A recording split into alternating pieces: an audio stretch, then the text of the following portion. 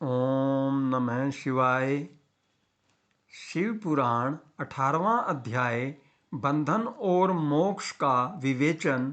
शिव के भस्म धारण का रहस्य। ऋषि बोले, सर्वज्ञों, मैं श्रेष्ठ सूत जी, बंधन और मोक्ष क्या हैं? कृपया हम पर कृपा कर हमें बताएं। सूत जी ने कहा, महर्षियों, मैं बंधन और मोक्ष के स्वरूप व उपाय का वर्णन तुम्हारे लिए कर रहा हूँ। पृथ्वी के 8 बंधनों के कारण ही आत्मा की जीव संज्ञा है, अर्थात बंधनों में बंधा हुआ जीव बद्ध कहलाता है, और जो उन बंधनों से छूटा हुआ है उसे मुक्त कहते हैं। प्रकृति, बुद्धि, त्रिगुणात्मक अहंकार और 5 तन्मात्राएं आदि 8 तत्वों के समूह से देह की उत्पत्ति हुई है। देह से कर्म होता है और फिर कर्म से नूतन देह की उत्पत्ति होती है। शरीर को स्थूल, सूक्ष्म और कारण के भेद से जानना चाहिए। स्थूल शरीर व्यापार कराने वाला, सूक्ष्म शरीर इंद्रियां भोग प्रदान करने वाला तथा शरीर को आत्मानंद की अनुभूति कराने वाला होता है। कर्मों के द्वारा ही जीव पाप और पुण्य भोगता है। इन्हीं से सुख दुख की प्राप्ति होती है। अतः कर्म पाश में बंधकर जीव शुभाशुभ कर्मों द्वारा चक्र की भांति घुमाया जाता है। इससे छुटकारा पाने के लिए महाचक्र के कर्ता भगवान शिव की स्तुति और आराधना करनी चाहिए। शिव ही सर्वज्ञ, परिपूर्ण और अनंत शक्तियों को धारण किए हैं, जो मन, वचन, शरीर और धन से बेरलिंग या भक्त जनों में शिव भावना करके उनकी पूजा करते हैं, उन पर शिव जी की कृपा अवश्य होती है।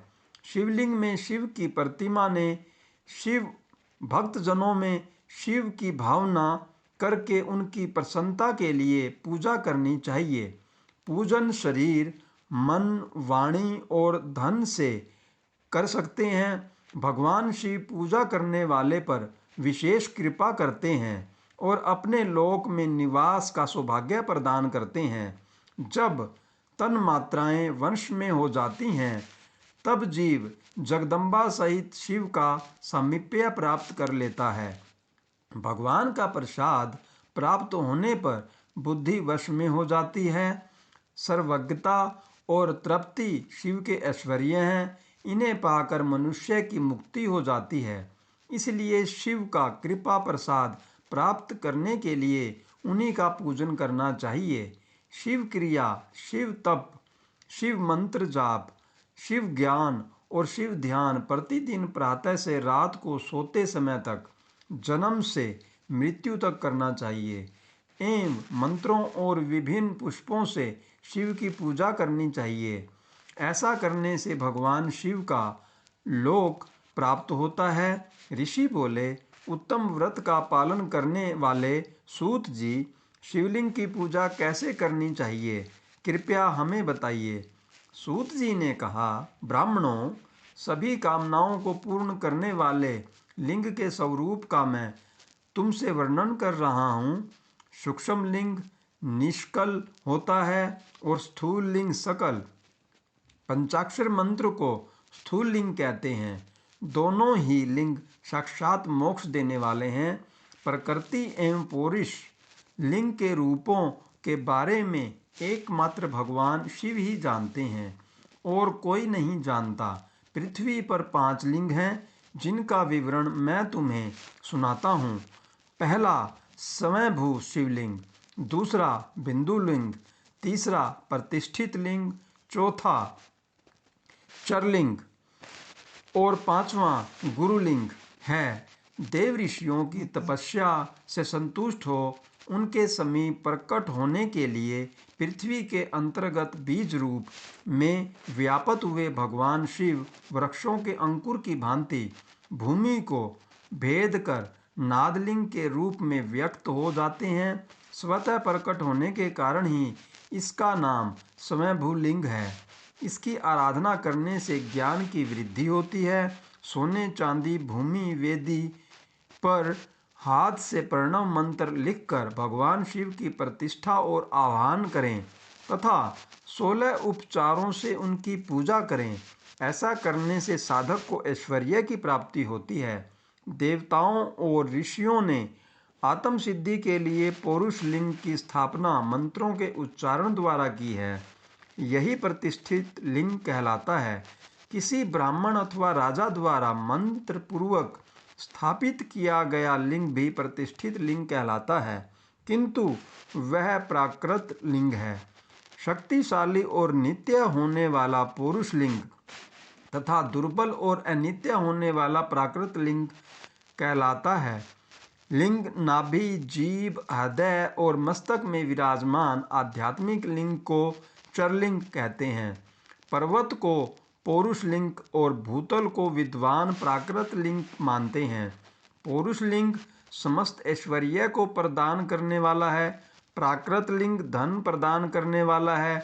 चरलिंग में सबसे प्रथम रसलिंग ब्राह्मणों को अभीष्ट वस्तु प्रदान करने वाला है। स्वर्णलिंग वैश्यों को धन, बाणलिंग क्षत्रियों को राज्य, सुंदरलिंग शूद्रों को महाशुद्धि प्रदान करने वाला है। बचपन जवानी और बुढ़ापे में स्फटिक में शिवलिंग का पूजन स्त्रियों को समस्त भोग प्रदान करने वाला है। समस्त पूजा कर्म गुरु के सहयोग से करें। इष्ट देव का अभिषेक करने के पश्चात अग्नि के चावल की बनी खीर तथा नैवेद्य अर्पण करें।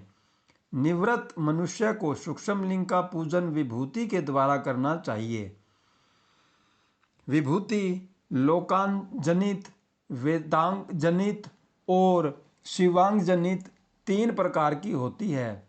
लोकाग्नि जनित अर्थात लौकिक भस्म को शुद्धि के लिए रखें। मिट्टी लकड़ी और लोहे के पात्रों की धान्य तिल वस्त्र आदि की भस्म से शुद्धि होती है। वेदों से जनित भस्म को वैदिक कर्मों के अंत में धारण करना चाहिए। मूर्तिधारी शिव का मंत्र पढ़कर बेल की लकड़ी जलाएं। कपिला गाय के गोबर तथा शमी पीपल पलाश बड़ अमलताश और बेर की लकड़ियों से अग्नि जलाएं। इससे शुद्ध भस्म माना जाता है। भगवान शिव ने अपने गले में विराजमान परपंच को जलाकर भस्म रूप से सार तत्व को ग्रहण किया है। उनके सारे अंग विभिन्न वस्तुओं के सार रूप हैं। भगवान शिव ने अपने माथे के तिलक में ब्रह्मा विष्णु और रुद्र के सार तत्व को धारण किया है। सजल भस्म को धारण करके शिव जी की पूजा करने से सारा फल मिलता है। शिव मंत्र से भस्म धारण कर श्रेष्ठ आश्रमी होता है। शिव की पूजा अर्चना करने वाले को अपवित्रता और सूतक नहीं लगता। गुरु शिष्य के राजस तामस और तमोगुण का नाश कर शिव का बोध कराता है। ऐसे गुरु के हाथ से भस्म धारण करनी चाहिए। जन्म और मरण सब भगवान शिव ने ही बनाए हैं। जो इन्हें उनकी सेवा में ही अर्पित कर देता है वह बंधनों से मुक्त हो जाता है। स्थूल सूक्ष्म और कारण को वश में कर लेने से मोक्ष प्राप्त होता है। जो शिव की पूजा में तत्पर हो, मौन रहे, सत्य तथा गुणों से युक्त हो, क्रिया जाप तप करता रहे, उसे दिव्य ऐश्वर्य की प्राप्ति होती है तथा ज्ञान का उदय होता है। शिव भक्त यथा योग्य क्रिया एवं अनुष्ठान करें तथा धन का उपयोग कर शिव स्थान में निवास करें। भगवान शिव के माहात्म्य का सभी के सामने प्रचार करें। शिव मंत्र के रहस्य को उनके अलावा कोई नहीं जानता है, इसीलिए शिवलिंग का नित्य पूजन करें। ओम नमः शिवाय।